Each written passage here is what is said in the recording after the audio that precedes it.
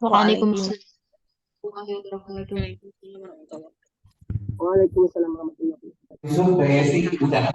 Ini free aja, nggak usah. Nasta'inuhu wa nastaghfiruh wa na'udzu billahi min syururi anfusina wa min sayyiati a'malina.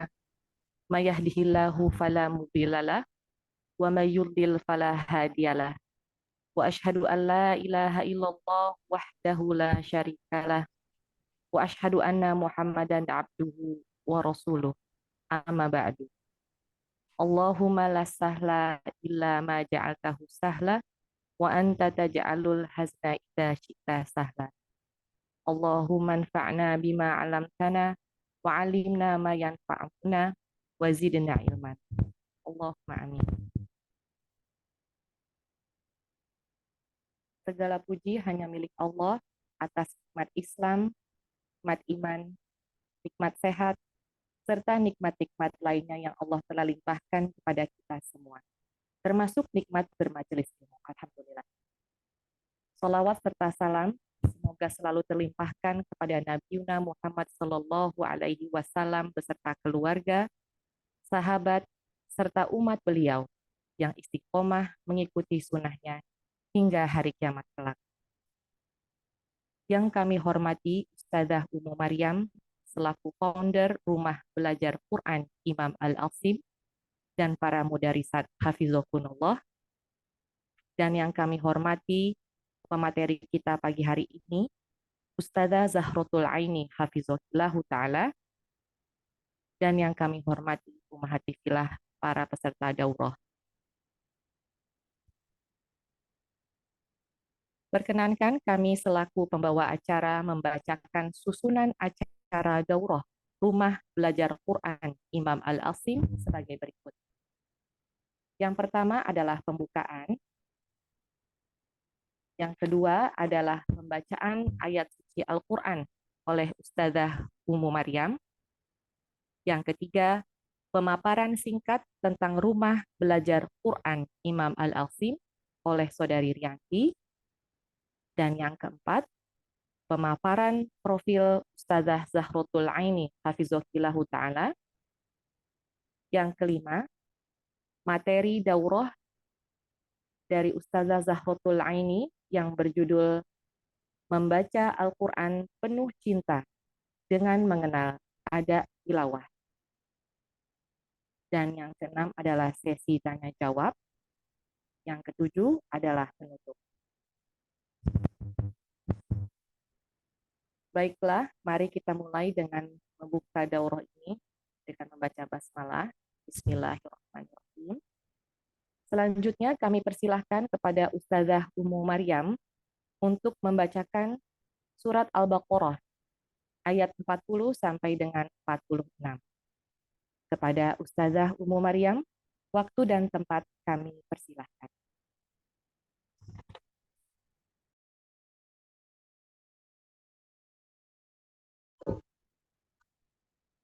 Bismillahirrahmanirrahim. Assalamualaikum warahmatullahi wabarakatuh.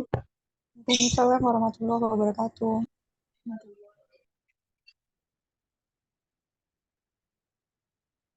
A'udzu billahi minasy syaithanir rajim. Ya bani Israil azkuru ni'mati allati an'amtu 'alaikum. اذكروا نعمتي التي أنعمت عليكم وأوفوا بعهدي أوف بعهدكم وإياي فارهبون وآمنوا بما أنزلت مصدقا لما معكم ولا تكونوا أول كافر به ولا تكونوا أول كافر به ولا تشتروا بآياتي ثمنا قليلا وإياي فاتقون ولا تلبسوا الحق بالباطل وتكتموا الحق وأنتم تعلمون وأقيموا الصلاة وآتوا الزكاة واركعوا مع الراكعين أتأمرون الناس بالبر وتنسون أنفسكم وأنتم تتلون الكتاب أفلا تعقلون واستعينوا بالصبر والصلاة وإنها لكبيرة إلا على الخاشعين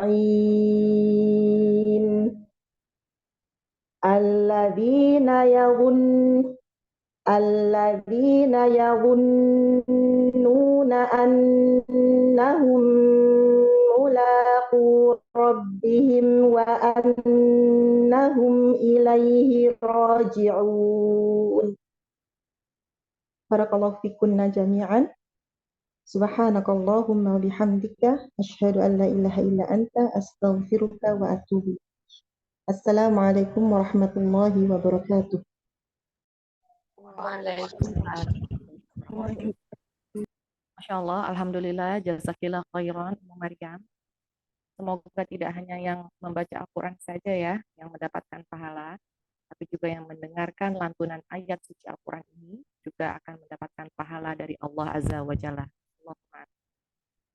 Selanjutnya, mari kita mendengarkan pemaparan singkat mengenai rumah belajar Quran Imam Al-Azim oleh Saudari Rianti. Kepada Saudari Rianti kami persilahkan. Assalamualaikum warahmatullahi wabarakatuh. Bismillah. Rumah Belajar Al-Quran Imam Al-Hasim memiliki visi menjadi wadah pembelajaran Al-Quran yang amanah untuk menghasilkan kader muslimah dengan pemahaman yang baik sesuai dengan ilmu tajwid dari riwayat Hafiz An Hashim dengan jalur syatibiyah baik secara teori diroyah maupun riwayat. Mewujudkan generasi Rabbani yang cinta Quran dengan manhaj salafus soleh. Rumah Belajar Quran Imam Al-Hashim memiliki misi menyediakan sistem pembelajaran Al-Quran berjenjang sesuai dengan kemampuan peserta di segala usia, baik secara luring maupun daring. Mewujudkan tenaga pengajar yang terbimbing, terlatih, dan kompeten, baik secara diroyah maupun riwayah. Mengadakan daurah ilmiah di bidang ilmu tajwid menjadi salah satu lembaga syiar ilmu tajwid yang bermanhaj salafus soleh dengan bacaan yang terbimbing dari asatizah yang bersanad dan bermanhaj salafus soleh. Rumah Belajar Quran Imam Al-Azim memiliki kelas Iqra, tahsin reguler, tahfiz, bahasa Arab. Rumah Belajar Quran Imam Al-Azim saat ini di bawah naungan Yayasan Darul Ilmi Imam Al-Azim dengan pembina Ustadz Abu Hanif Alipatada Hafizahullah. Assalamualaikum warahmatullahi wabarakatuh. Waalaikumsalam warahmatullahi wabarakatuh. Baik, syukran pada Saudari Rianti. Demikianlah sekilas tentang Rumah Belajar Quran Imam Al-Azim sudah dibacakan oleh Saudari Rianti. Baik Umahat, selanjutnya kami akan membacakan profil Ustazah Zahrotul Aini yang Masya Allah ya Umahat. Ustazah Zahrotul Aini binti Muhammad Hasbi lahir di bulan Desember tahun 2001 dan saat ini beliau berdomisili di Cibalung, Bogor. Alma mater pendidikan beliau adalah alumni SDIT Imam Syafi'i Pekanbaru, alumni Pondok Pesantren Ummu Sulaim Pekanbaru, alumni Ma'had Rawdatul Quran, mahasiswi semester 5 Prodi Syariah S1 Libya, Jakarta. Pengalaman kerja dan organisasi beliau adalah Ikatan Ketua Santri Ma'had Rawdatul Quran tahun ajaran 2017 sampai dengan 2018, Waka Bagian Kurikulum di Ma'had Rawdatul Quran, Ketua Bidang Tahfiz di Ma'had Rawdatul Quran, dan Ketua Rawdatul Quran Private Center.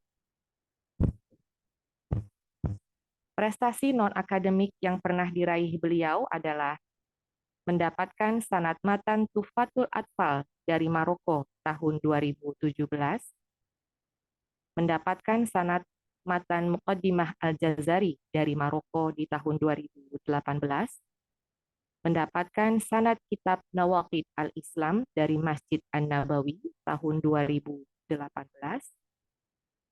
mendapatkan sanad kitab Al-Qawaidul Arba dari Masjid An-Nabawi di tahun 2018,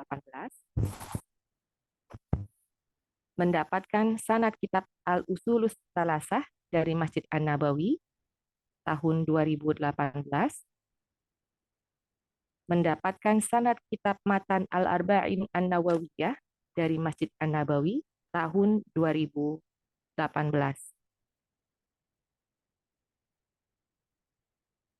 Mendapatkan sanad kitab Tauhid dari Masjid An-Nabawi tahun 2019, mendapatkan sanad kitab Syuruk As-Sholah wa Arkanuha wa Wajibatuha dari Masjid An-Nabawi tahun 2019, menyelesaikan hafalan 30 juz di tahun 2019, mengikuti daurah Qur'aniyah sebulan di Madinah Al-Munawwarah yang diselenggarakan oleh Maqori Tahfir di tahun 2020, mendapatkan sanad qiraah Hafiz an Asim di Madinah Al-Munawwarah tahun 2020, mendapatkan sanad matan Tuhfah As-Samanudiyah dari Madinah Al-Munawwarah tahun 2020. Oh, rapat ini sudah mencapai jumlah maksimum 100. Nggak boleh kan? Coba lagi nanti, nggak bisa nih. Atau aku keluar dulu situ masuk. Selain prestasi akademik dan non-akademik yang sudah disampaikan tadi, Ustazah juga memiliki banyak pengalaman yang Masya Allah ya Ummahat di bidang ilmiah, baik tajwid maupun non-tajwid. Di antaranya adalah menjadi pembicara pada acara daurah tematik Baitul Ilmu Zahra Academy atau BIZA, menjadi pembicara pada acara daurah di lembaga Markas Quran Az-Zubaydi dengan judul Al-Quran Solusi Penyelamat Generasi tahun 2023, menjadi pemateri pada acara daurah rutin syarah matan As-Samanudiyah di Mazaya Quran Institute, dan menjadi pemateri pada acara daurah rutin syarah kitab Tibyan di Baitul Ilmu Zahra Academy atau BIZA.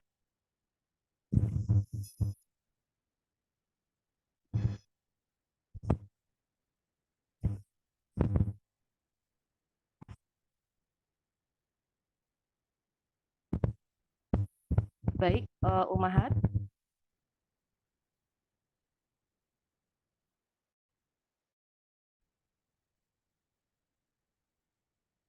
Tiba saatnya kita masuk pada acara inti, yaitu pemaparan materi dengan judul Membaca Al-Quran Penuh Cinta dengan Mengenal Ada Tilawah.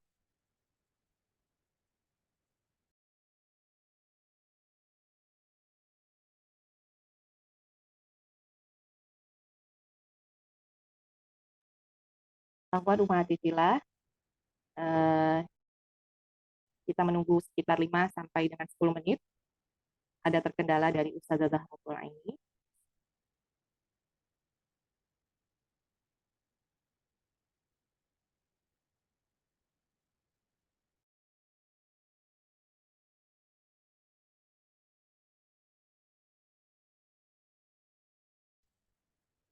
Enak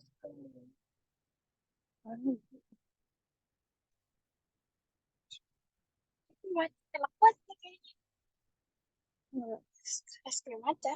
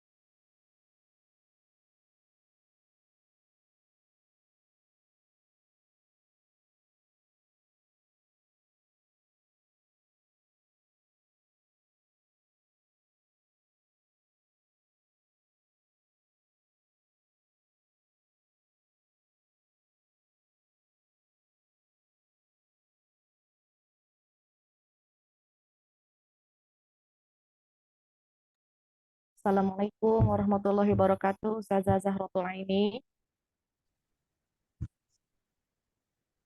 Waalaikumsalam warahmatullahi wabarakatuh.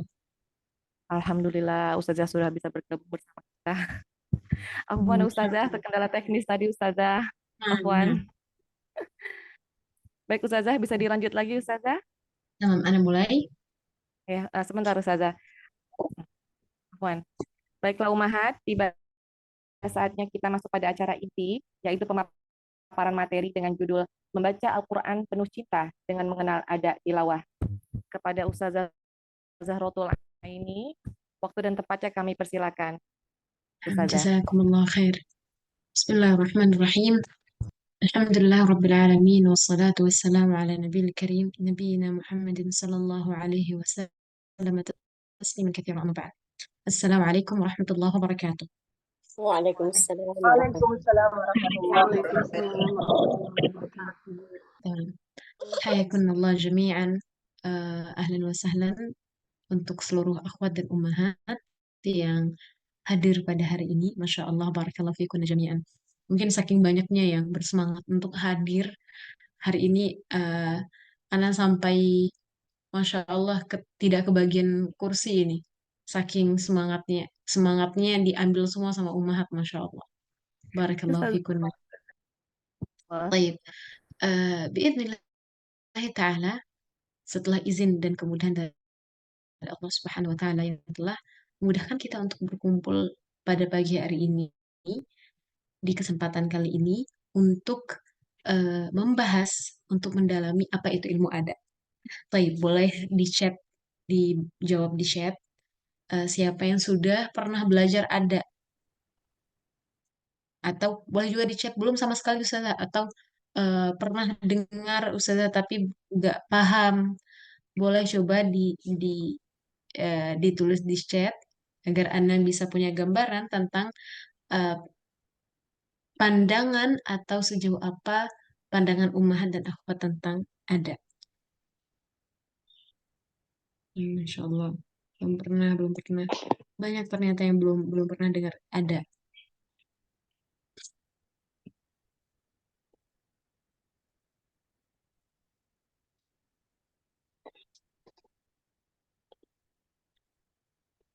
Tamam, Masya Allah. Rata-rata belum pernah ya. Baik. Tamam. Biarlah, karena sebagian besar belum pernah mendengar belum pernah dengar bahkan, atau mungkin ada yang pernah dengar tapi belum paham, belum mendengar penjelasannya secara panjang. Maka pada hari ini, biidznillah ta'ala, kita akan membahas tentang ilmu ada, pengenalan tentang ilmu ada. Apa itu ilmu ada? Seberapa penting butuhnya kita terhadap ilmu ada? Nah, dan seberapa kita membutuhkan ilmu ada di bacaannya kita. Nah, biidznillah ta'ala, itulah pembahasan kita pada hari ini, insya Allah. Akan kita mulai materinya biidznillah. Ini akan Ana share kepada panitia, akan Ana kirimkan kepada panitia, kemudian panitia akan membagikannya di grup insya Allah. Baik, pengenalan Madrasah Akhbariyah tentang apa itu ilmu ada. Ustazah, apa itu Madrasah Akhbariyah? Alhamdulillah Rabbil Alamin, taufiqun minallah wa ni'matun minh. Kira-kira berapa tahun yang lalu? Awal tahun 2020. Hampir 3 tahun yang lalu. Bahkan hampir 4 tahun yang lalu. Awal tahun 2020 Allah Subhanahu wa Ta'ala memberikan kepada Ana rezeki dan nikmat, yaitu menjadi tamu undangan di Madinah Al-Munawwarah dari salah satu lembaga Quran di sana, Maqari Al-Quraniyah. Itu lembaga besar yang berkecimpung di bidang Al-Quran dan bidang qiraat. Diketuai oleh Syekh Abdullah Al-Jarullah. Beliau syekh besar di Saudi, di Madinah. Bahkan kalau ada umat yang suka mengikuti lomba-lomba yang ada di Dubai, yang seluruh dunia itu, beliau adalah salah satu juri di sana. Nah, Syekh Abdullah Al-Jarullah juga beliau sebagai pembuat kurikulum di Hafal Quran Masjid Nabawi, baik yang online ataupun offline, khususnya di bagian persanadan. Kemudian Ana diundang oleh lembaganya beliau untuk belajar di sana dan mengambil sanad di sana. Walhamdulillah ta'ala. eh, Ana di sana tinggal sebulan di sana, semuanya dibiayai karena sebagai tamu undangan. Kemudian, walhamdulillah tidak sampai di situ. Ketika sudah selesai sebulan di sana, pulang, Ana tetap melanjutkan belajar dengan Syekhah dan bahkan dengan Syekh Abdullah Al-Jarullah langsung secara online. Alhamdulillah. Dan eh, balik ke tentang madrasah Akhbariyah. Sebelumnya, Ummahat dan Akhwat harus tahu bahwa dalam di bidang Al-Quran, terutama dalam bidang tahsin, bidang qiraat itu sendiri ada namanya madrasah Misriyah, ada madrasah Syamiyah. Madrasah Misriyah itulah yang dipakai oleh orang-orang Saudi, terkhususnya orang Madinah. Adapun Syamiyah itu yang biasa dipakai oleh orang-orang Syam, seperti Yaman, seperti negara-negara Syam di sana. Dan madrasah Akhbariyah adalah bagian dari madrasah Misriyah. Nah, eh, metode bacaan yang dipakai oleh orang-orang Madinah. Kenapa ilmu ada itu disebut dengan metode madrasah Akhbariyah? Karena Syekh besar yang menjadi rujukan untuk ilmu ada ini bernama Syekh Ibrahim Al-Akhdar, yang beliau masih hidup, masih bersama kita sampai sekarang. Eh, karena nama beliau adalah Ibrahim Al-Akhdar, maka madrasah itu diambil dari nama beliau, nama belakang beliau Al-Akhdar, Akhbariyah. Itulah yang disebut dengan madrasah Akhbariyah. Nah, baik. Dan beliau adalah rujukan untuk ilmu ada, yang mana subhanallah ilmu ada ini ilmu yang luar biasa sekali bagi orang-orang yang hatinya tulus ingin memahami Al-Quran, hatinya tulus ingin mencari ridha Allah dan memenuhi kewajiban kita sebagai seorang hamba. Baik, sebelum jauh ke sana, kita harus motivasi diri kita tentang keutamaan mendalami ilmu tajwid. Diriwayatkan oleh Utsman radhiyallahu anhu, qala Rasulullah sallallahu alaihi wasallam, khairukum man ta'allama al-Qur'ana wa 'allama. Dari Utsman radhiyallahu anhu, Rasulullah SAW bersabda, sebaik-baik kamu adalah orang yang belajar Al-Quran dan mengajarkannya. Sebaik-baik manusia yang hidup di muka bumi ini adalah orang yang belajar Al-Quran dan mengajarkannya. Di sini dijelaskan ketika kita, kalau akhwat membuka kitab Tibyan, karyanya Imam An-Nawawi, dijelaskan dari syarah kitab itu bahwa untuk mendapatkan keutamaan hadis ini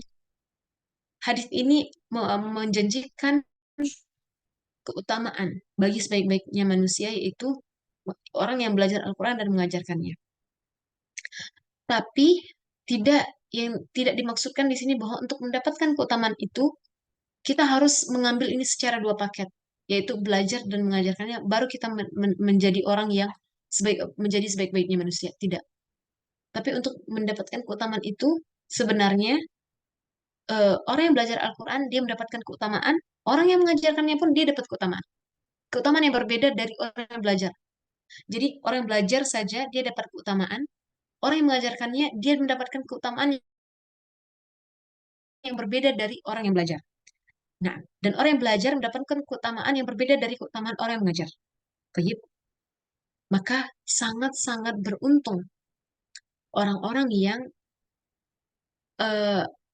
merangkap sekaligus belajar dan mengajar dalam satu waktu. Sangat beruntung orang yang dia belajar namun dia juga mengajarkan apa yang ia dapat. Dia mengajar namun dia tidak berhenti belajar. Karena dia akan mendapatkan keutamaan yang double dari dua status ini, yaitu belajar dan mengajar. Sehingga ketika terbuka di depan mata kita pintu kebaikan, itu belajar tahsin, belajar Al-Quran, belajar tafsir, maka jangan tinggalkan. Karena untuk orang-orang yang belajar, ia akan mendapatkan keutamaan. Wa'allamah, dan orang yang mengajarkan ketika terbuka pintu kebaikan, mengajarkan Al-Quran, walau satu huruf, maka jangan tinggalkan pintu tersebut. Maksudnya bagaimana? Ustazah, gimana saya mau ngajarin Al-Quran kalau pas saya belajar aja masih banyak salahnya huruf-huruf saya, makhrajul hurufnya masih banyak. akhwati, ummahat, dari 28 huruf hijaiyah yang ada ketika kita belajar tahsin, tidak mungkin, biidznillah tidak mungkin. Sangat tidak mungkin rasanya 28 huruf hijaiyah itu salah semua. Pasti ada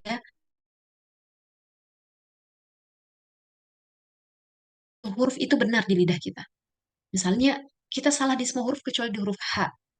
Maka mulailah mengajar Al-Quran dari satu huruf yang benar itu. Ajarkan keluarga kita, ajarkan anak kita, ajarkan saudara kita, ajarkan orang tua kita. Begini loh H yang benar. H keluar dari tengah tenggorokan. Wahakata. Tamam? Sehingga jangan tunggu sempurna dulu baru mengajar.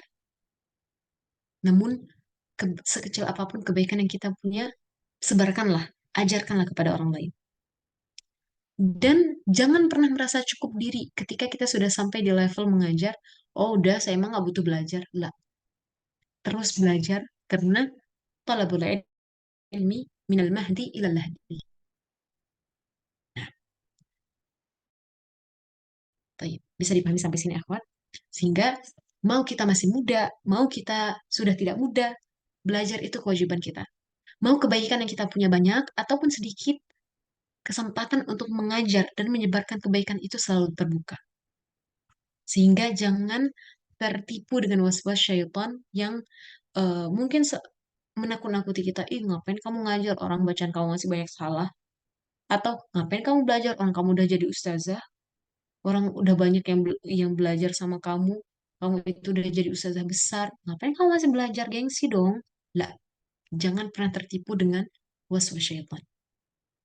Nah, baik, oke, Ana mau belajar ustazah dan Ana pun juga mau mengajar, tapi itu Ana suka bingung bacaan mana yang benar.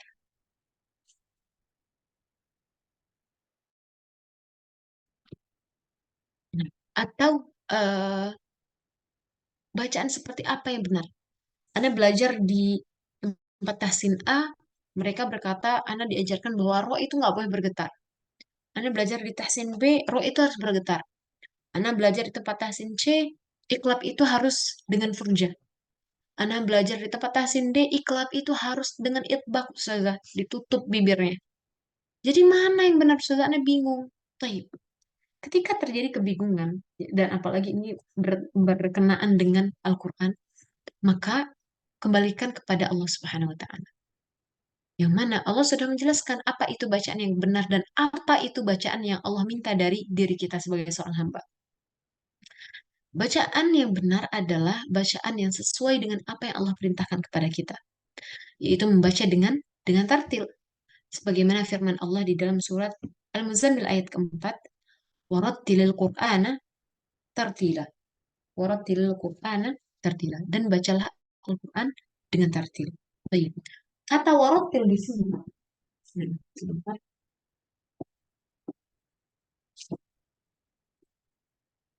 Baik. Kata warattil di sini eh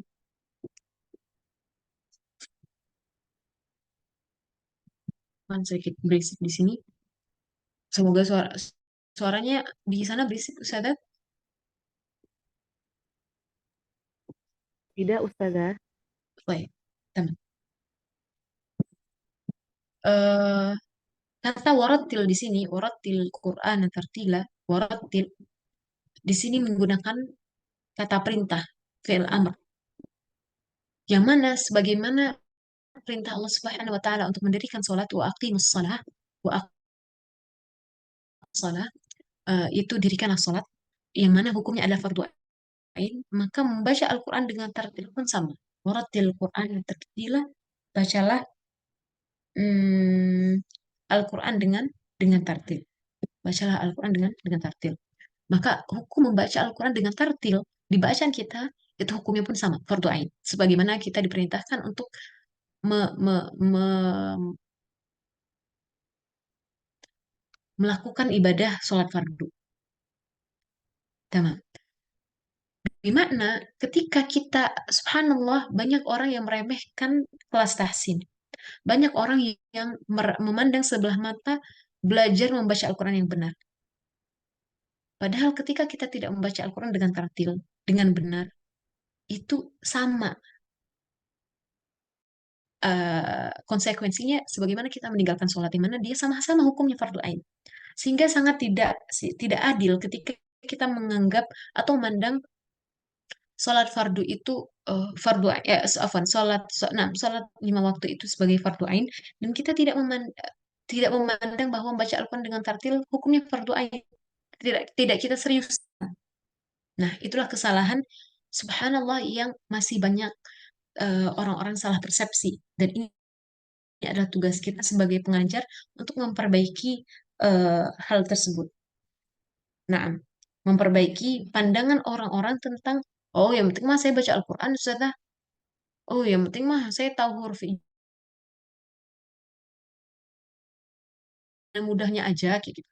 Nah, ini harus kita perbaiki sebagai seorang pengajar, bahwa membaca Al-Quran dengan benar, dengan tartil, itu adalah perintah Allah Subhanahu wa taala, yang ketika Allah sudah memakai kata fi'il amar, kata kerja perintah, maka hukumnya akan jatuh menjadi fardu ain.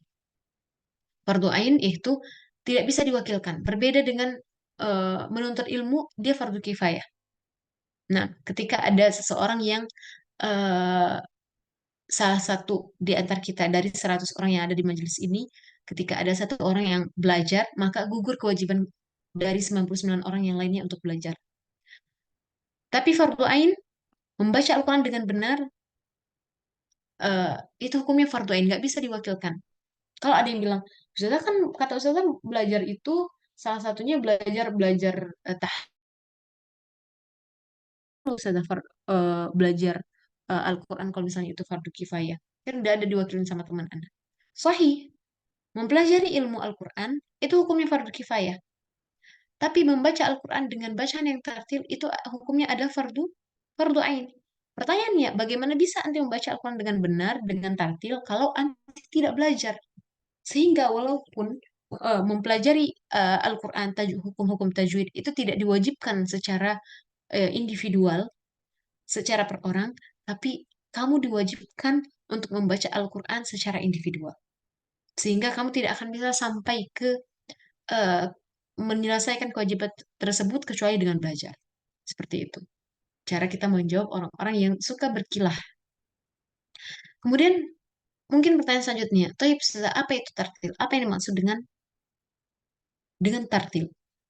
Di dalam tafsir Al-Baghawi berkata Ibnu Mas'ud bahwa membaca tartil, yang dimaksud dengan tartil adalah membaca Al-Quran sebagaimana ia diturunkan dan tidak mengubahnya. Membaca Al-Quran sebagaimana Al-Quran itu diturunkan, bacaan Al-Quran itu diturunkan dan tidak mengubahnya. Baik, bagaimana kita tahu Ustazah bahwa bacaan kita ini adalah bacaan sebagaimana Al-Quran diturunkan? Itulah yang ada di bidang Al-Quran itu, atau di bidang keilmuan yang namanya sanad. Ada sanad untuk Al-Quran, ada sanad untuk hadis, ada sanad untuk berbagai macam bidang ilmu yang lainnya. Yang mana sanad ini sebagai bukti, sebagai bentuk verifikasi bahwa bacaan seseorang ini sudah hampir persis sama dengan bacaannya Rasulullah. Karena apa? Sanad itu dia selalu bersambung. Bersambung terus ke atas sampai akan bertemu dengan Nabi SAW. Itulah gunanya ketika nanti kita belajar, tanyakan kepada guru kita. Sanad apa yang sudah dia punya, kepada siapa ia berguru, kepada siapa ia belajar, dan apa yang ia ambil dari gurunya. Apakah sanad bacaan saja atau dengan hafalan? Apakah sanad riwayat hafal saja atau dengan riwayat yang lain? Berapa lama ia, dan juga ditanyakan berapa lama ia berproses untuk mengambil sanad tersebut. Nah, yang mana ini penting bagi kita untuk menemukan guru yang tepat, menemani dan membimbing kita dalam mempelajari Al-Quran. Nah, kemudian tartil adalah, kalau secara dirangkum dengan bahasa yang lebih mudah, membaca setiap huruf dan tanda baca di dalam ayat Al-Quran dengan menyempurnakan hak-haknya, sehingga membuat makna dari tiap kata menjadi utuh untuk dipahami dan ditadaburi. Maksud tartil adalah, bacaan yang tartil adalah bacaan yang tidak hanya Al-Quran itu dibaca sekedar bacaan, lah, tapi membaca Al-Quran dengan menyempurnakan. setiap hak huruf dan hak tanda baca. Misalnya, memberikan hak tanda sukun, memberikan hak tanda tasydid. Apa haknya, Ustazah? Nah, ini yang akan kita bahas di beberapa slide terakhir nanti. Tapi itulah makna tartil. Jadi bukan sekedar, oh yang penting mas saya baca Al-Fatihah, Alhamdulillahirabbil alamin, Ar-Rahmanir-Rahim. Enggak. Tapi dibaca dengan makna, dibaca dengan memberikan seluruh secara sempurna hak-hak huruf dan hak-hak tanda baca. Alhamdulillahirabbil alamin, Ar-Rahmanir-Rahim. Bukan Alhamdulillahirabbil alamin, Ar-Rahmanir-Rahim. La. Nah, ini secara definisi tartil dengan bahasa mudahnya agar bisa lebih mudah kita pahami. Kenapa harus membaca dengan tartil? Pertama, ini perintah Allah Subhanahu wa taala yang tadi kita bahas di awal bahwa perintah membaca dengan tartil itu hukumnya fardu ain. Selama kita belum membaca Al-Qur'an dengan tartil, kewajiban itu tidak terlepas dari diri kita. Kewajiban itu tidak terangkat dari pundak kita. Maka sangat penting bagi kita untuk mempelajari bacaan Al-Quran yang benar agar bisa sampai ke derajat tartil. Yang kedua, mewujudkan tujuan kenapa kita membuka Al-Quran. Allah Subhanahu wa taala berfirman bahwa Al-Quran itu diturunkan tujuannya apa? Kadzalika linutsabbita bihi fuadak. Dan Al-Quran itu diturunkan agar membuat teguh hati seorang muslim, agar membuat kokoh hati seorang muslim. Apa yang kokoh? Keimanannya. Bagaimana mungkin kita bisa menguatkan iman yang ada di hati kita kalau kita membaca Al-Quran tidak direnungi, tidak dengan tadabbur, asal baca saja yang penting dapat 1 juz dalam setengah jam. Apakah bisa kita menguatkan iman kita dengan hal tersebut? Lah. Apakah kita bisa mendapatkan tujuan dari diturunkan Al-Quran, yaitu untuk meneguhkan iman kita kalau kita tidak membacanya dengan benar? Maksudnya bagaimana? Kalau kita membeli salah satu barang elektronik misalnya, dibeli dari Korea, ditulis ada buku petunjuknya. Kemudian tapi karena ini dari Korea, maka buku petunjuknya pun pakai bahasa Korea. Nggak ada bahasa Inggris, nggak ada bahasa Indonesia. Apakah kita bisa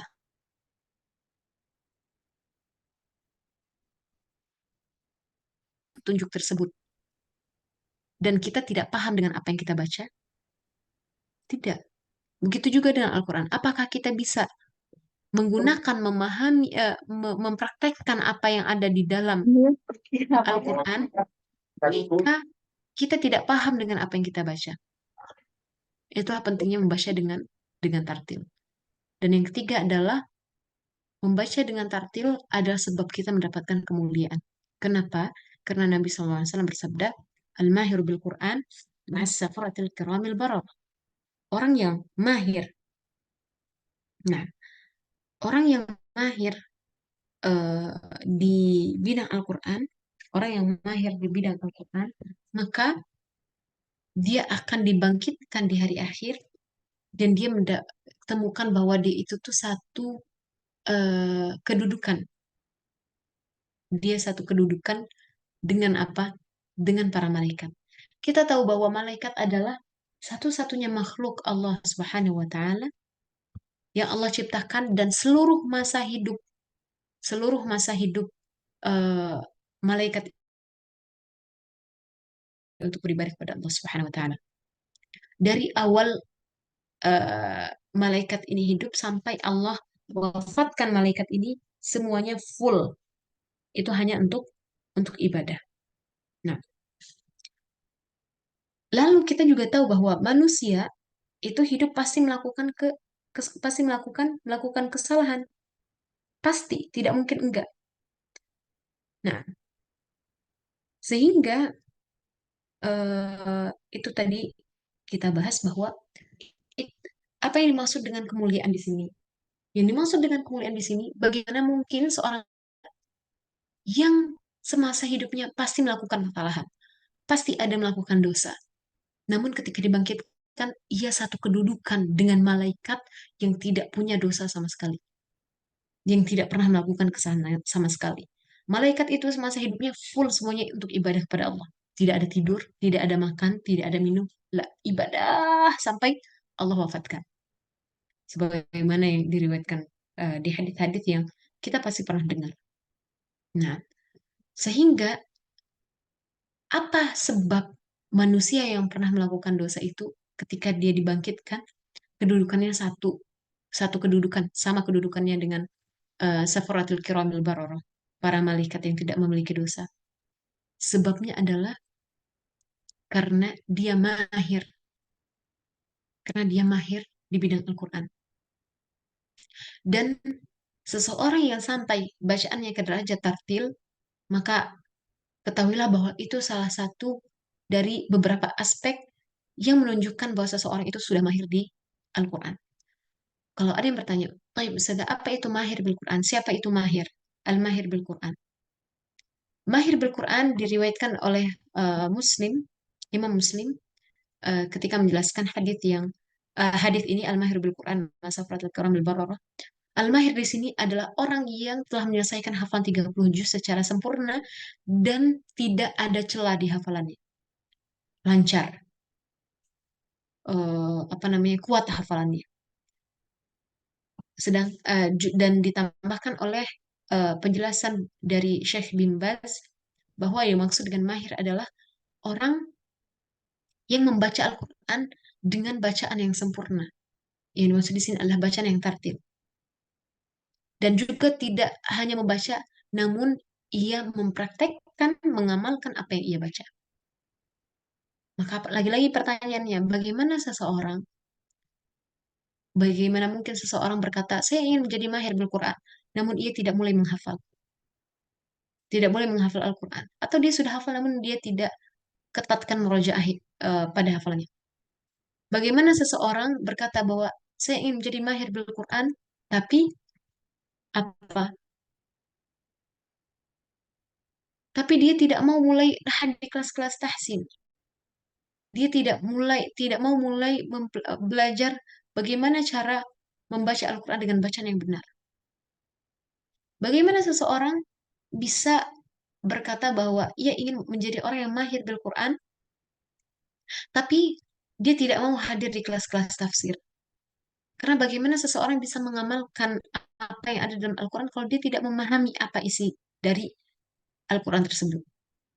Sehingga itulah pentingnya kenapa kita harus membaca Al-Quran dengan tartil agar kita masuk atau menyempurnakan salah satu aspek yang menjadi sebab kemuliaan yang akan kita dapatkan di hari kebangkitan, yaitu menjadi seorang mahir bil Quran. Nah, baik. Dan kita masuk ke materi inti. Pertanyaan kita selama ini. Apa itu ada? Ada adalah intonasi atau tempo yang digunakan ketika kita membaca sebuah kata dalam Al-Quran dengan tujuan agar kita bisa merenungi, juga bisa lebih mentadaburi akan apa yang Allah Subhanahu wa taala maksudkan pada ayat tersebut. Sehingga kita bisa membaca sesuai dengan maknanya. Nah, Ustazah, Anda belum paham, Ustazah. Secara ringkas, ada adalah ilmu yang mengantarkan kita kepada bacaan yang tartil. Kita tahu bahwa definisi dari tartil adalah membaca Al-Quran, membaca ayat-ayat dengan memberikan kesempurnaan pada hak atau dengan menyempurnakan hak huruf-huruf dan seluruh tanda baca yang ada di dalam Al-Quran. Ketika tujuan kita adalah bacaan tartil, maka secara gambaran ilmu ada adalah kendaraan yang akan mengantarkan kita kepada bacaan yang tartil tersebut. Baik. Saya akan bacakan beberapa ayat di surat Maryam. Boleh akhwat dibuka surat Maryam ayat 41. Surat Maryam ayat 41. Sudah dibuka, akhwat?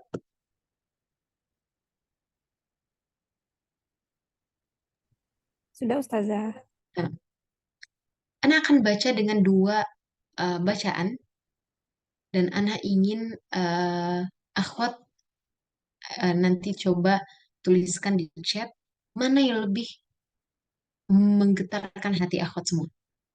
Yang mana Ana tahu sebagian besar kita mungkin tidak paham atau tidak bisa bahasa Arab secara full, sehingga kita tidak bisa memahami ayat-ayat Al-Quran tanpa melihat terjemahan. Tapi dengarkan bacaan Ana dengan hati dan coba diresapi dan coba bedakan antara bacaan yang pertama dan yang kedua. Ana akan mulai. A'udzu billahi minasyaitonir rajim. واذكر في الكتاب إبراهيم إنه كان صديقا نبيا إذ قال لأبيه يا أبت لم تعبد ما لا يسمع ولا يبصر ولا يغني عنك شيئا يا أبت إني قد جاءني من العلم ما لم يأتك فاتبعني أهدك صراطا سويا يا أبت لا تعبد الشيطان إن الشيطان كان للرحمن عصيا يا أبت إني أخاف أن يمسك عذاب من الرحمن فتكون للشيطان وليا قال أراغب أنت عن آلهتي يا إبراهيم لئن لم تنته لأرجمنك واهجرني مليا قال سلام عليك سأستغفر لك ربي إنه كان بي حفيا. Ini bacaan yang pertama. Bacaan yang kedua. أعوذ بالله من الشيطان الرجيم واذكر في الكتاب إبراهيم إنه كان صديقا نبيا إذ قال لأبيه يا أبت لم تعبد ما لا يسمع ولا يبصر ولا يغني عنك شيئا يا أبت إني قد جاءني من العلم ما لم يأتك فاتبعني أهدك صراطا سويا يا أبت لا تعبد الشيطان إن الشيطان كان للرحمن عصيا يا أبت إني أخاف أن يمسك عذاب من الرحمن إني أخاف أن يمسك عذاب من الرحمن فتكون للشيطان وليا قال أراغب أنت عن آلهتي يا إبراهيم لئن لم تنته لأرجمنك واهجرني مليا قال سلام عليك سأستغفر لك ربي إنه كان بي حفيا. طيب lebih kemana akhwat sekalian contohnya, yang pertama apa yang kedua? Yang kedua Ustazah. Dua, yang kedua saja. Barakallahu fikum. Nah, Ustazah. apa berbeda dari yang pertama dan kedua? Padahal pertama pun anak ada pakai irama. Yang kedua anak nangis Ustazah. Masya Allah, la quwata Yang illa kedua billah. lebih apa? Lebih Nah, lebih hak-hak dan mustahaknya lebih jelas. mumtaz, Masya Allah, barakallahu fikum. Nah, yang pertama, anak hanya mementingkan irama. Ah, gimana yang penting bagus. Gimana yang penting baca. Tapi yang kedua, anak berusaha baca dengan tartil. Terutama kalau coba tadi yang bilang bahwa sampai nangis, nangis di bagian ayat berapa Ustazah? Ana nangis di bagian ayat ke-43 ke Masya bawah. Allah, ke-43. Nah, di ayat ini kita bisa merasakan bagaimana seorang anak, yaitu Nabi Ibrahim, ingin kebaikan untuk orang tuanya. Wahai ayahku, dipujuk, dipujuk, dipujuk. Karena ini anak tahu ayahnya sedang berada di jalan yang salah. Sehingga si anak ingin kebaikan untuk ayahnya. Kemudian apa yang terjadi? Setelah dibujuk dengan kata-kata yang baik, ayah aku takut engkau terkena azab oleh Allah Subhanahu wa taala.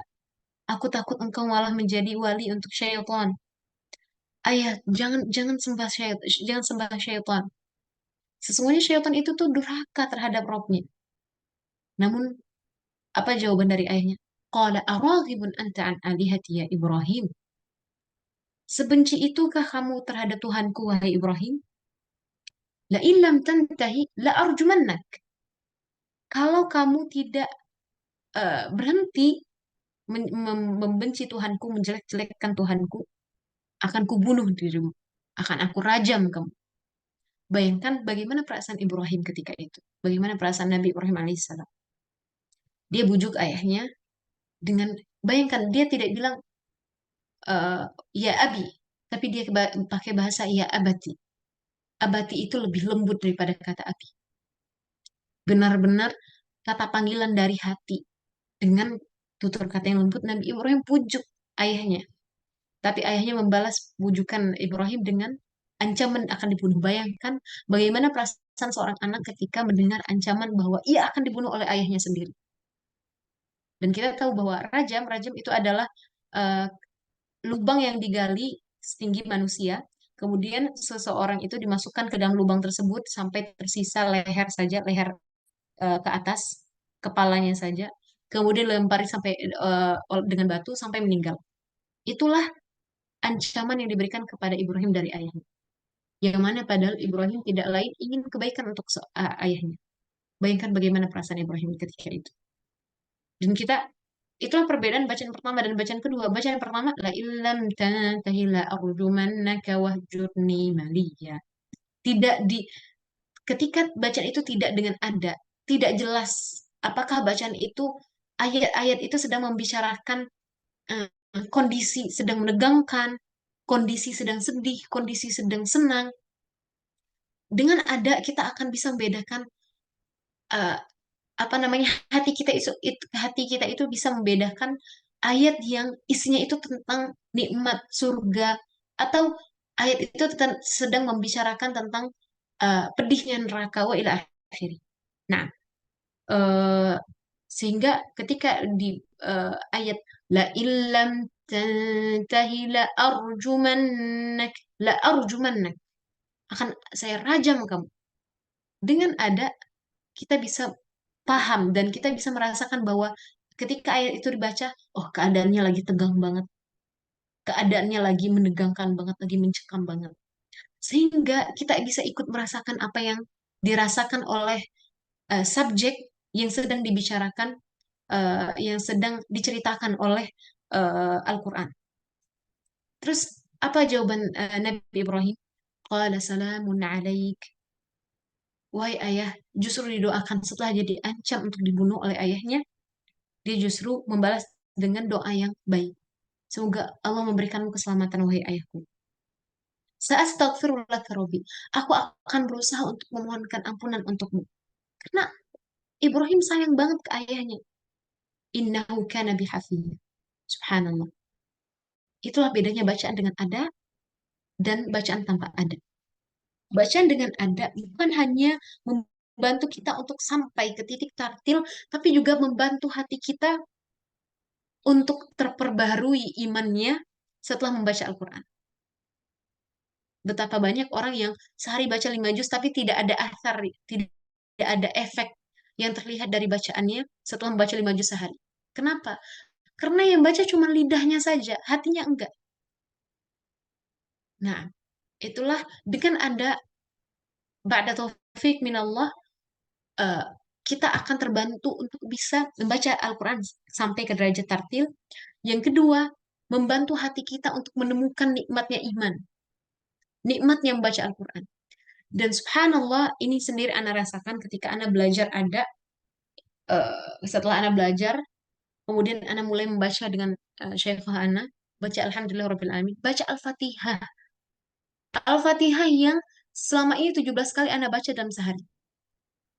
Tapi di hari itu, ketika baru pertama kali Ana baca Al-Fatihah dengan ada, yang benar, subhanallah, nangis.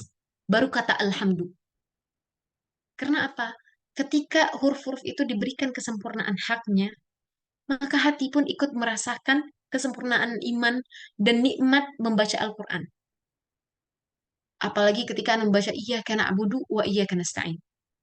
Karena ketika kita ingin memberikan hak, karena ketika kita ingin menyempurnakan hak huruf dan hak tanda baca, mau tidak mau kita harus fokus ke bacaan kita. Ketika fokus yang kita berikan ketika semua fokus itu kita berikan kepada bacaan kita, kepada Al-Quran, dari situlah turun ke hati sehingga membuat hati kita khusyuk. Beda dengan bacaan seadanya, bacaan seenaknya. Fokusnya kita tidak akan full untuk bacaan Al-Quran. Kita sambil baca bisa ingat hari ini mau makan apa. Sambil baca Quran kita bisa kepikiran hari ini si Fulanah tadi gini gini gini gini gini.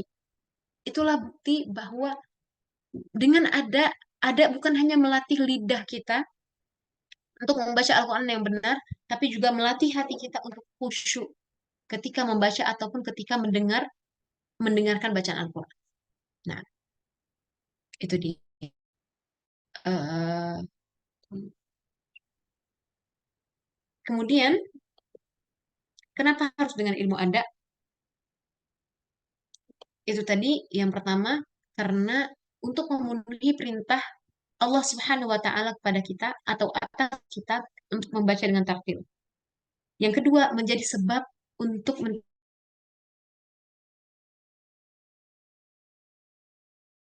dengan ada dan tanpa ada. Langsung hati itu, subhanallah, nggak bisa diutarakan apa yang dia rasakan oleh hati. Cuman hati kita yang bisa ngerasain perasaannya. Soalnya, itu yang Anda rasakan ketika membaca Al-Fatihah. Ada rasa tenang yang, apa ya, perasaan yang dirasakan oleh hati itu nggak bisa dijabarkan. Hanya bisa dirasakan. Nah, dan menjadi pendorong untuk mempelajari bahasa Arab. Nanti ketika kita mendalami ilmu ada, akan ada banyak istilah-istilah yang tidak bisa diterjemahkan ke bahasa Indonesia, yang tidak bisa dipahami kecuali dengan mempelajari bahasa Arab. Nah, itu dia. Kemudian, ada 3 langkah penting yang harus kita lakukan untuk menguasai ilmu ada ini. Yang pertama, menguasai masamir al-ada al-khamsah. Apa itu masamir al-ada al-khamsah, Ustazah? Nanti kita akan bahas. Yang mana ketika kita telah bisa atau telah berhasil ba'da taufik minallah menguasai masamir al-ada al-khamsah, kita menguasai 80% bahkan sampai 85% dari ilmu ada. Bimana bacaan kita 80% atau 85% tartil. Dan yang kedua, langkah yang kedua adalah menyetorkan bacaan ke guru yang ilmunya sahih dan sharih. Yang mana langkah ini menambah 10% dari penguasaan kita ke ilmu ada. Yang ketiga, mendengarkan bacaan qari yang bacaannya itu sahih dan sharih. Apa itu sahih? Sahih benar, sharih terverifikasi bahwa bacaannya benar. Nah, mungkin hanya 3 langkah dan terkesan atau terdengar simple, namun subhanallah ketika menjalaninya kita butuh mengorbankan waktu, kita butuh mengorbankan usaha, kita butuh mengorbankan suara, kita butuh banyak latihan. Nah, karena untuk sampai mendapatkan kemuliaan mahir bil-Quran, tidak mungkin bisa didapat atau digapai dengan leha-leha. Tidak mungkin bisa digapai dengan baring-baring aja atau dengan rebahan. Harus ada pengorbanan. Apa itu masamir al-ada al-khamsah? 5 kaidah penting dalam ada. Poin pertama, menyempurnakan harakat dan huruf. Menyempurnakan harakat dan huruf. Yang dimaksud dengan harakat di sini adalah harakat asli, eh, harakat asli yaitu fathah, dhammah, dan kasrah. Dan ada 2 kesalahan yang sering terjadi di dalam menyempurnakan 3 harakat ini.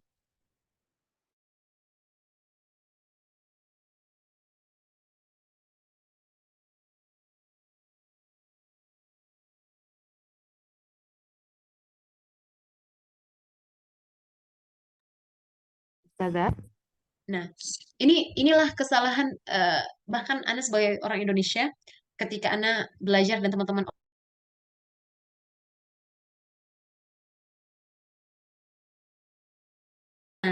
kebiasaan kita di sini ketika mengajar, ketika kecil dulu kita diajarkan dan ketika kita sudah besar mengajarkannya Al-Quran kembali, huruf hijaiyah kembali.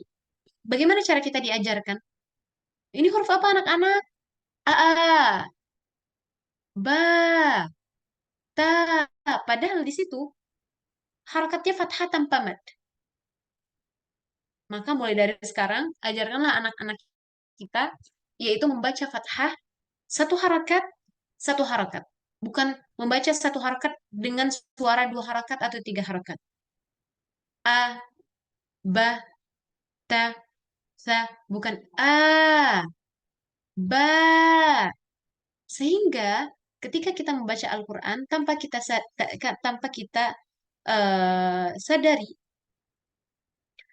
sadari, eh, karena terlatih belajar huruf hijaiyah dengan bacaan seperti itu, dengan bacaan tamtid atau dengan bacaan taulid, maka ketika membaca Al-Quran pun kita terbiasa membaca huruf dengan taulid. A'udzu billahi minash. La. A'udzu billahi minash. A'udzu billahi minash. Kalau huruf tersebut hanya memiliki 1 harakat, berikan 1 harakat, jangan dilebihkan. Kalau dia mad tabi'i 2 harakat, maka berikan 2 harakat, jangan ditambah 3 harakat. Nah, dan kesalahan kedua yang sering terjadi dalam menyempurnakan harakat adalah ikhtilas. Lawan dari taulid tadi. Ikhtilas adalah kurang dalam menyempurnakan harakat hingga harakat itu hanya dibaca 2/3-nya saja. A'udzu, a'udzu, la, a, a'udzu, a'udzu, bukan la, a'u, a'u. Nah, itu sudah menyempurnakan harakat. Kemudian menyempurnakan huruf. Menyempurnakan huruf itu dari 2 sisi, yaitu dari sisi makharijul huruf dan dari sisi sifatul huruf. Nah, kemudian poin yang kedua dari masamir al-ada al-khamsah, menyempurnakan zaman gunnah. Gunnah adalah nun atau mim yang bertasydid. Bagaimana cara menyempurnakan zaman gunnah ya Ustaz? Memberikan hak si gunnah yaitu diberikan zaman. Mimma, bukan mimma, la, mimma. Kalau tadi diperhatikan bacaan yang Anda baca, Anda berusaha untuk menyempurnakan harakat dan huruf, menyempurnakan zaman gunnah. Mimma, immahin. Dan di mahin, ma di sini fathahnya 1 harakat. Maka jangan ditaulid. Bagaimana contoh ditaulid?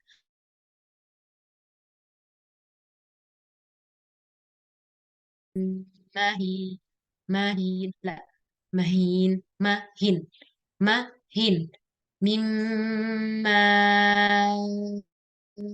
immahin. Hakata. Kemudian poin yang ketiga, menyempurnakan zaman sukun. Sebagaimana gunnah diberikan zaman, huruf sukun, huruf yang dimasuki tanda sukun atau huruf yang mati pun dia masih memiliki hak yang harus diberikan. Yaitu apa haknya? Diberikan zaman. Jadi bukan berarti huruf huruf mati itu terus udah dia nggak ada haknya. Lah, dia masih ada haknya. Minasyaitoni, minasyaitoni, bukan minasyaito, minasyaitoni. Lah. Dan mungkin kalau kita sering dengar eh, ketika ada murid kita yang membaca kepada kita ta'awudz, kemudian ya-nya qalqalah mantul minasyaitoni, minasyaitoni. Ketahuilah itu sebabnya adalah karena dia tidak memberikan hak, belum menyempurnakan hak si sukun. Dan juga tidak boleh berlebihan dalam memberikan hak sukun, yaitu berlebihan dalam memberikan zaman. Apa yang akan terjadi di kasus asyaiton? Yang akan terjadi adalah madlin. Yang kita tahu madlin adalah waw atau ya sukun, sebelumnya fathah, tapi dengan syarat dalam keadaan wakaf. Di asyaiton, dia tidak dalam keadaan wakaf, sehingga tidak boleh terjadi madlin di sana. Ketika kita berlebihan dalam memberikan zaman sukun, maka akan terjadi madlin yang mana itu tidak dibenarkan karena tidak sesuai dengan kaidah. Minasyaitoni, minasyaitoni, la, minasyaitoni, minasyaitoni, minasyaitoni. Tidak berlebihan dan tidak pula kurang hingga mengakibatkan qalqalah dia sukun. Nah, kemudian yang keempat, menyempurnakan hamzah. Menyempurnakan hamzah, huruf hamzah. Mungkin ada yang bertanya, Ustazah, kenapa hamzah di sini diulangi lagi? Padahal poin pertama sudah dijelaskan menyempurnakan harakat dan huruf, dan hamzah termasuk dari huruf. Di poin ini kenapa diulangi lagi? Untuk penekanan, dikarenakan saking banyaknya kesalahan yang terjadi di hamzah. Kenapa? Hamzah dia punya sifat syaddah. Nah, dan sifat jahar. Sehingga harus kita perjelas dalam apa namanya, menyempurnakan ketika membaca hamzah itu disempurnakan dengan baik. Mungkin tadi di ayat la ilam tantahi la arjumannak. Mungkin terdengar di situ ana seperti sangat-sangat mentahqiq hamzah.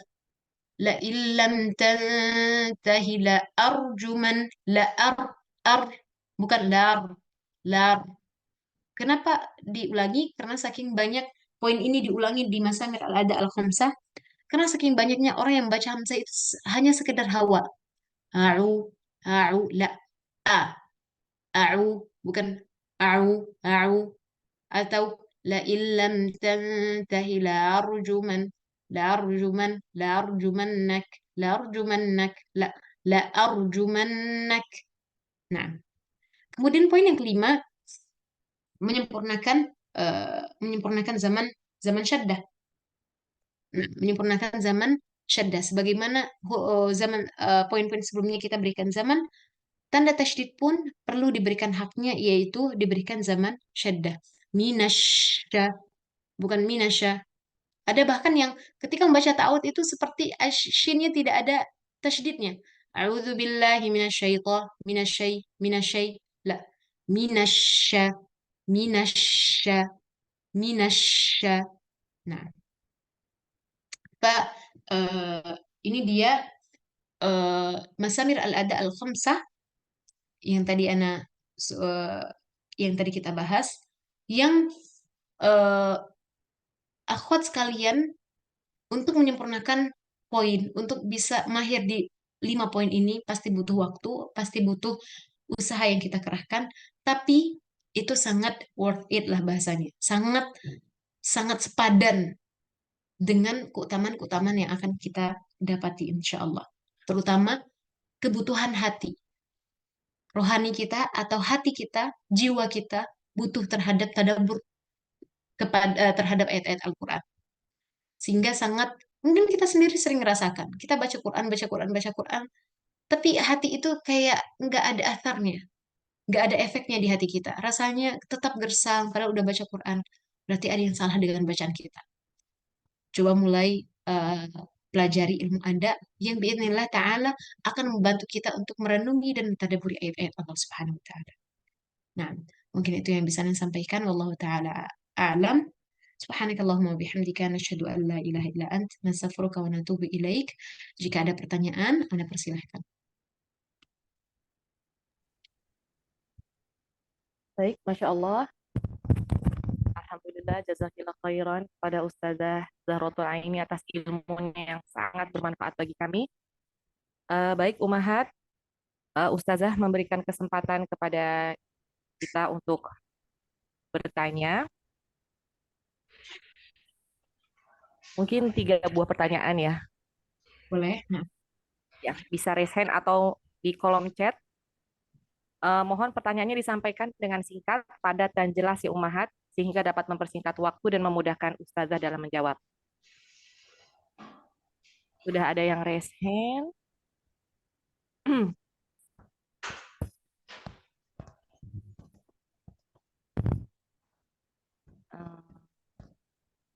Fitri Anjani ya. Silahkan.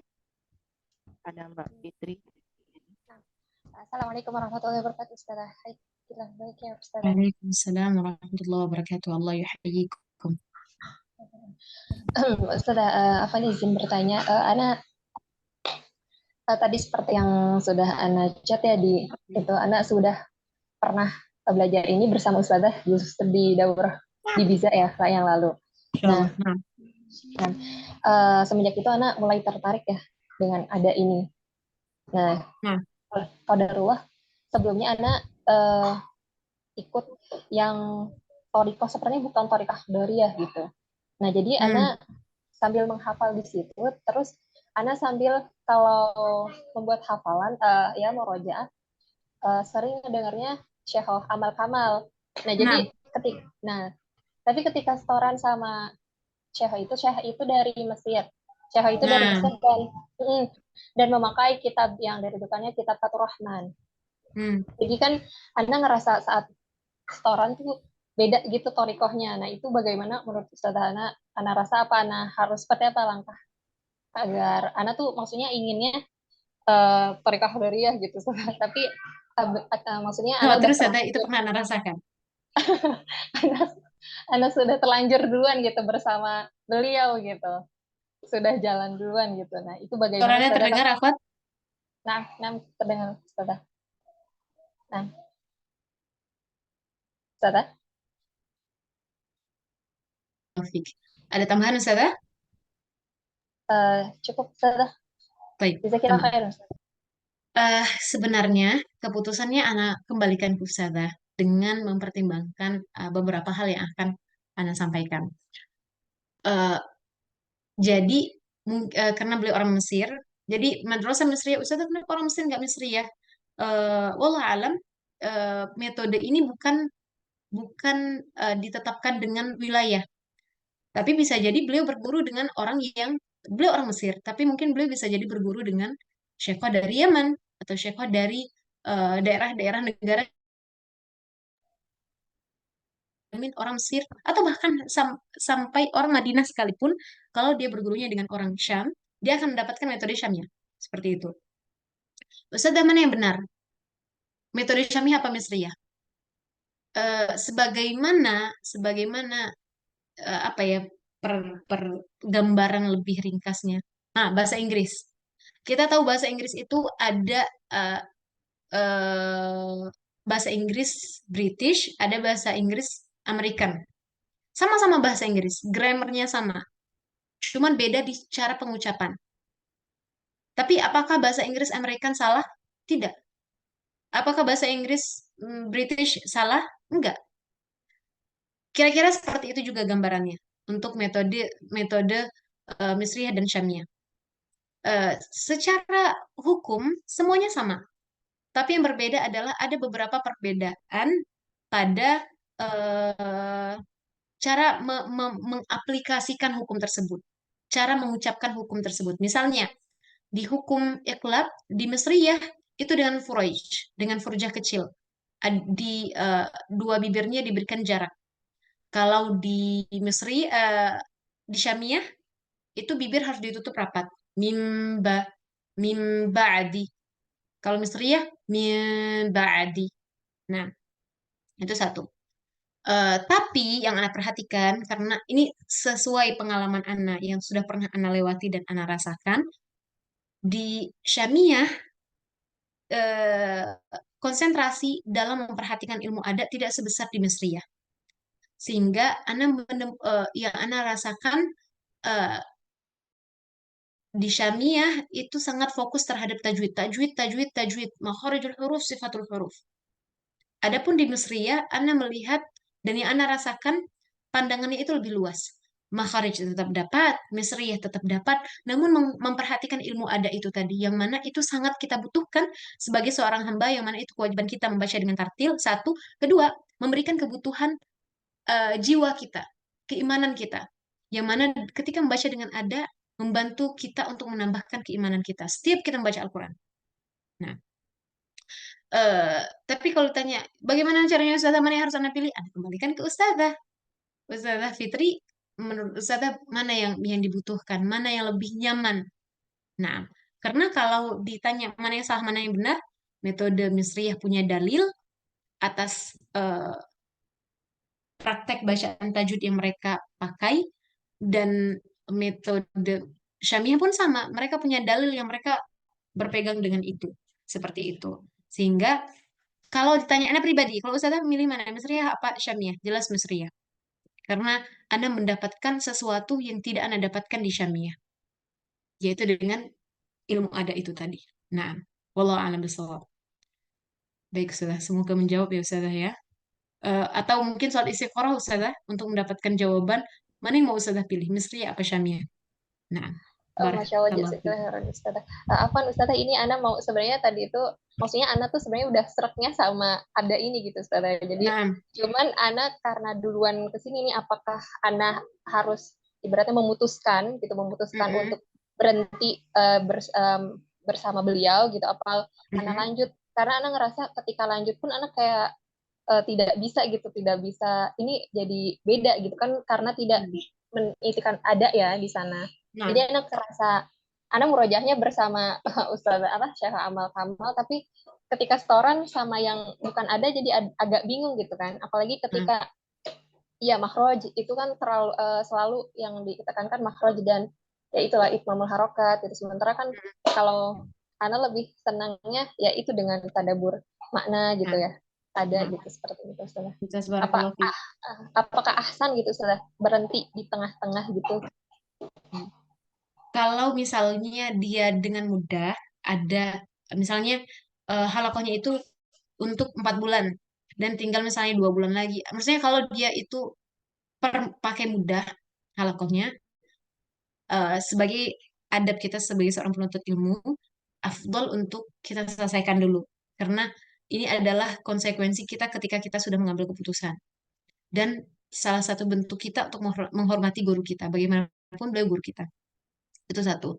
Tapi kalau misalnya tidak ada ditentukan mudahnya, bukan yang terprogram ada pakai mudah, mudah itu jangka waktu, maka undur diri dengan baik-baik. Kenapa? Karena Anda pernah di posisi seperti itu.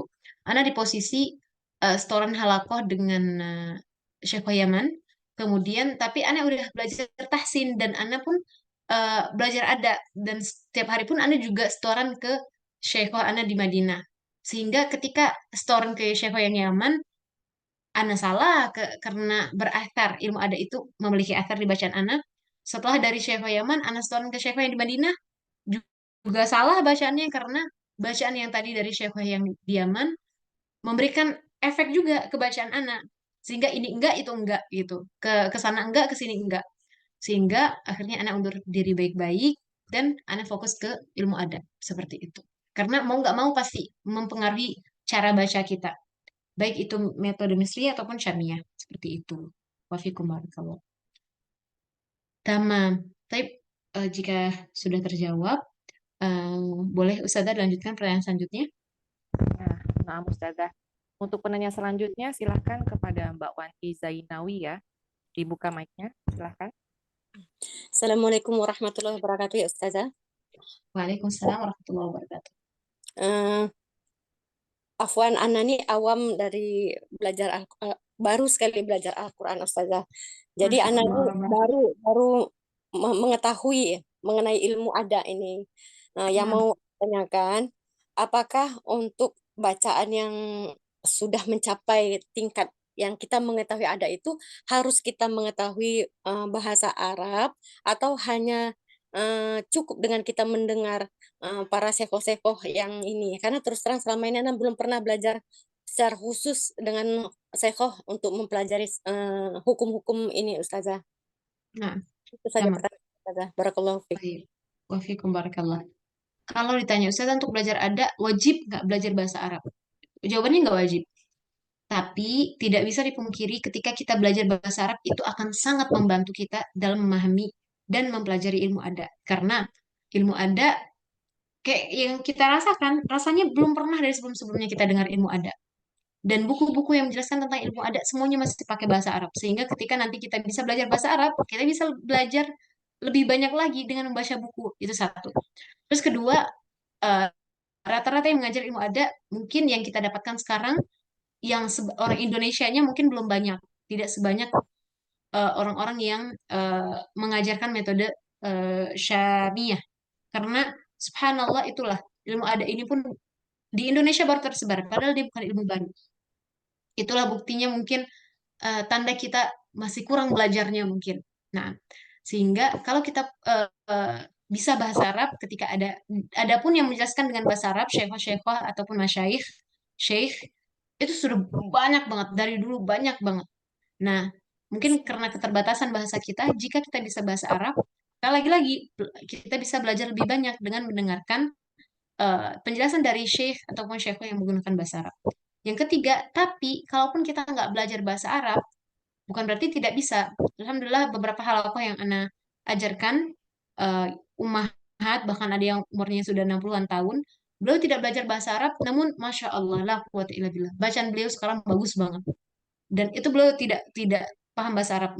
Tapi mungkin di beberapa momen, di beberapa keadaan ketika kita sedang membahas atau menjelaskan poin-poin istilah yang itu tuh bahasa Arab, mungkin beliau akan merasa kebingungan sekali karena beliau tidak punya gambaran tentang bahasa Arab. Namun alhamdulillah kalau ditanya bisa nggak belajar bahasa Arab, belajar ilmu adat tanpa belajar bahasa Arab saja? Bismillah taala bisa. Nah, bismillah taala bisa.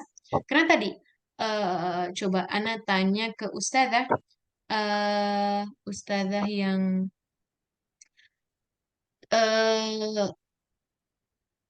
teman. Tadi akhwat-akhwat yang dengar bacaan yang kedua sampai meneteskan air mata. Pertanyaannya, akhwat-akhwat ini bisa ngomong bahasa Arab nggak? Bisa paham bahasa Arab nggak? Enggak, Ustazah. Nggak, sah? Nggak. Itu adalah bukti bahwa Al-Quran itu diturunkan bukan untuk orang Arab. Al-Quran diturunkan untuk semua umat Islam.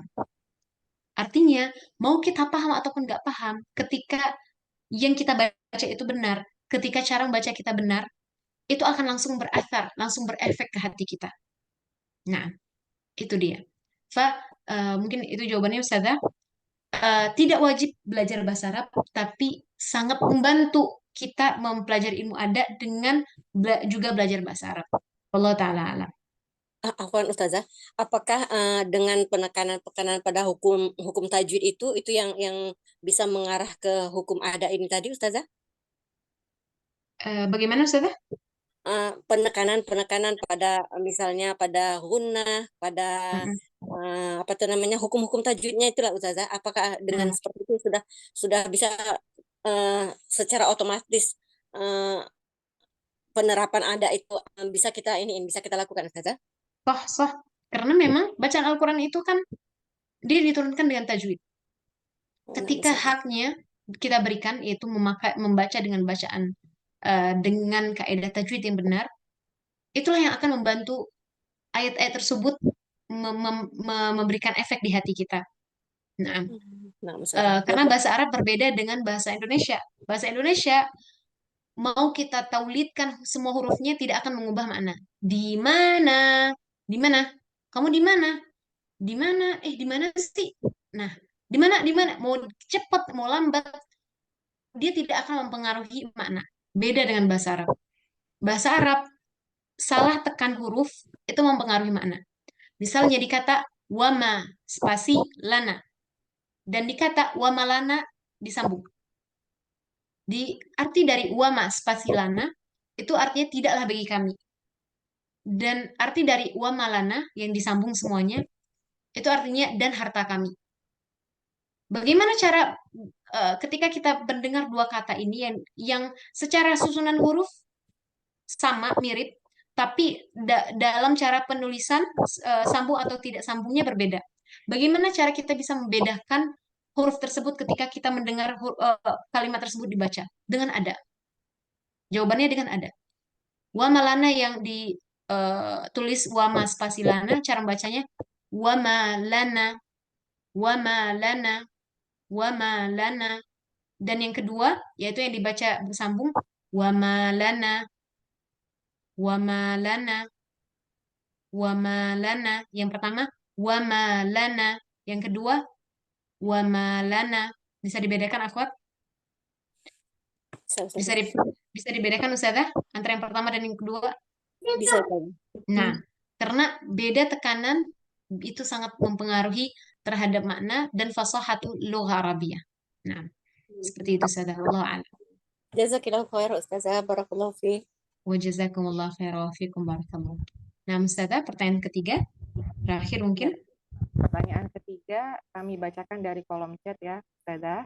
Nah, dari Ibu Esti, pertanyaannya adalah apakah termasuk menjadi tujuan membaca dengan tartil adalah menyerupai dialek Arab? Gitu, Ustazah, pertanyaan. Baik. Apakah dimaksud dengan tujuan membaca dengan tartil itu sama dengan dialek Arab maksudnya mungkin fasahatul lughah ya? Jawabannya iya. Ana akan perdengarkan ke akhwat sekalian sebuah potongan bacaan ayat. Sebentar. Iya, sebentar.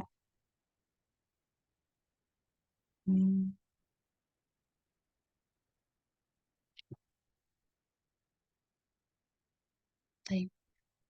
Ana akan share di Zoom.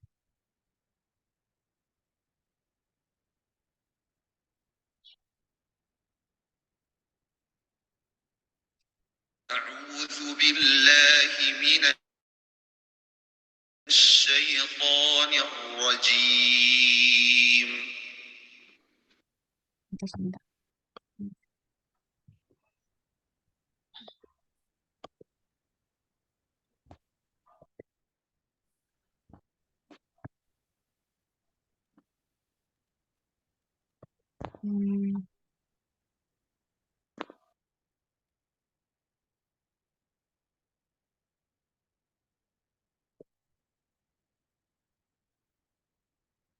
أعوذ بالله من الشيطان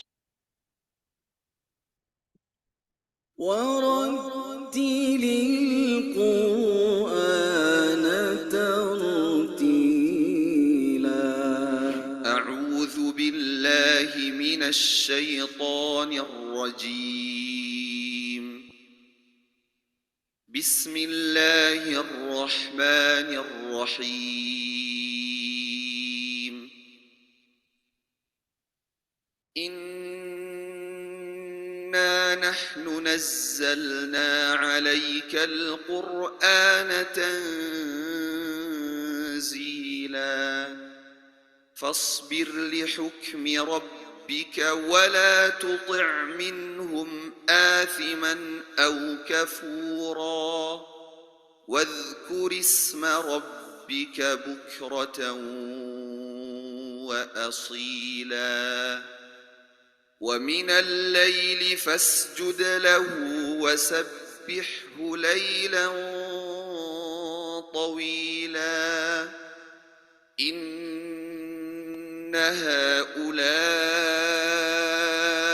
يحبون العاجلة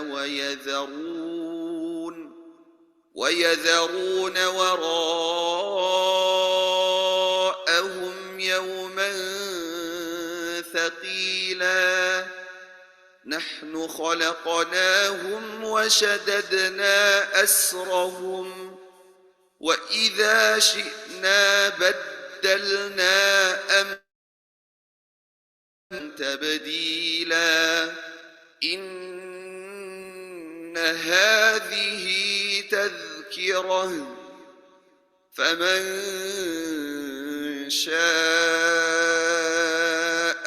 اتخذ إلى ربه سبيلا وما تشاءون إلا أن يشاء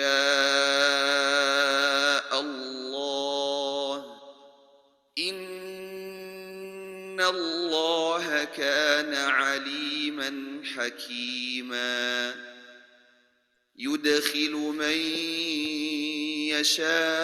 يشاء في رحمته والظالمين أعد لهم عذابا أليما.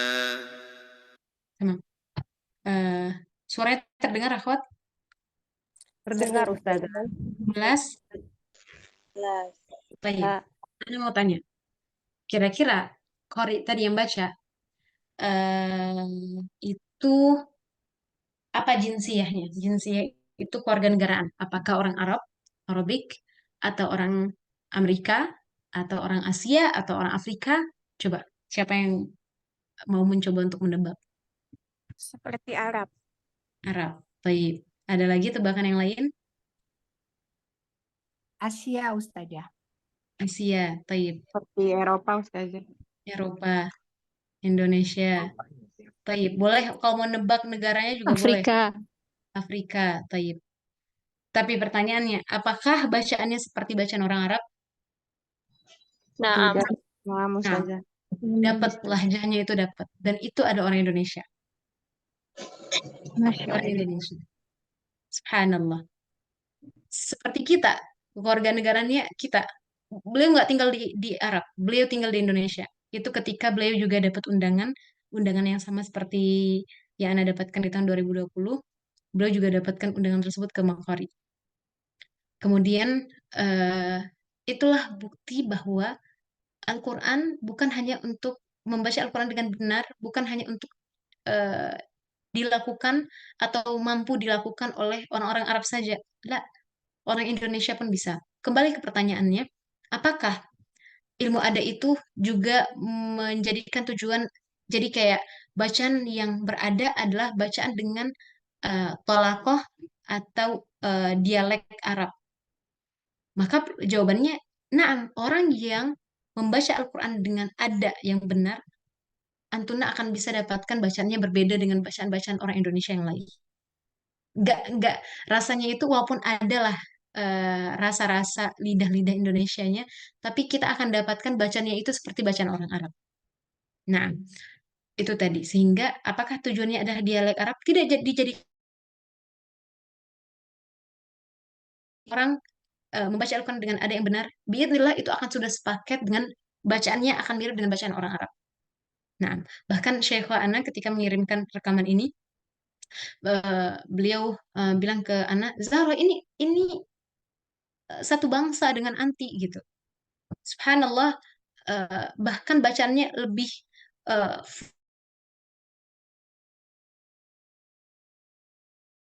fasih dibandingkan bacaannya orang Arab. La quwata illa billah. Nah, itu qari ini namanya Ustadz Fatur Rahman. Mungkin ada yang pernah dengar Ustadz Fatur Rahman. Dan beliau mendapatkan undangan di Maqari. Antuna bisa cari channelnya dengan berbahasa Arab, Al-Maqari Al-Quraniyah. Nanti Ana akan share ke Ustazah, ke panitia. Videonya juga channel rekamannya biidznillah. Itu adalah channel resmi Maqari. Beliau di channel tersebut sering bahkan aktif mengupload video-video murotal dengan ada, atau juga bahkan aktif mengupload video syarah tentang ilmu ada, membahas tentang mandumah tanbihat, tentang matan samanudiyah, keilmuan yang berkecimpung di ilmu ada juga di bidang qiraat. Nah, bismillah antuna bisa mengambil faedah dari channel tersebut. Dan mungkin ini jawaban dari pertanyaan terakhir. Allah Ta'ala alam bisawab. Nah. Baik, Masya Allah. Jazakillah khairan kepada Ustazah Zahratul Aini atas ilmunya yang sangat bermanfaat, Ustazah. Masya Allah. Alhamdulillah seluruh rangkaian daurah kita pagi ini sudah terlaksana dengan baik. Semoga ilmu yang disampaikan oleh Ustazah Zahrotul Aini dapat kita amalkan di kehidupan kita sehari-hari dan membawa keberkahan kepada kita semua. Allahumma amin. Kepada peserta daurah, kami mohon maaf apabila dalam penyampaian daurah dari kami masih terdapat banyak kekurangan. Qadarullah tadi di awal kami terkendala teknis, semoga kedepannya bisa lebih baik lagi insya Allah. Akhir kata kami tutup daurah ini dengan membacakan doa kafaratul majelis. Subhanakallahumma wa bihamdika asyhadu alla ilaha illa anta astaghfiruka wa atubu ilaik. Wassalamualaikum warahmatullahi wabarakatuh. Waalaikumsalam warahmatullahi wabarakatuh. Wa jazakillah khairan